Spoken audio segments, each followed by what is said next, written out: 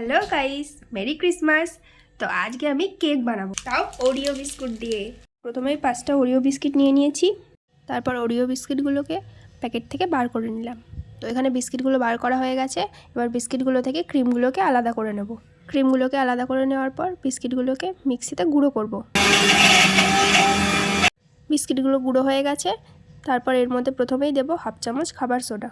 তারপর খাবার সোডাটা ভালো করে মিক্সড করে তার মধ্যে কিছুটা চিনি গুঁড়ো করে দিয়ে দিতে হবে, আর সেটাকেও ভালো করে মিক্সড করে নিতে হবে। তারপর তার মধ্যে হাফ বাটির দুধ অল্প অল্প করে দিয়ে ভালো করে নাড়াচাড়া করে কেক ব্যাটারটাকে তৈরি করতে হবে।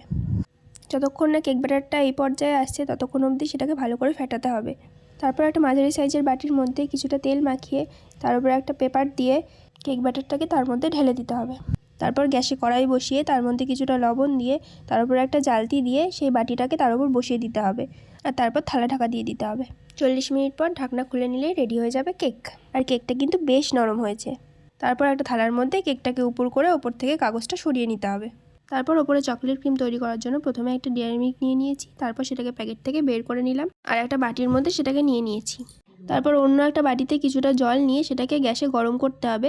তার উপর সেই বাটিটা রেখে তার মধ্যে কিছুটা দুধ দিয়ে চকলেটটাকে আস্তে আস্তে গলাতে হবে।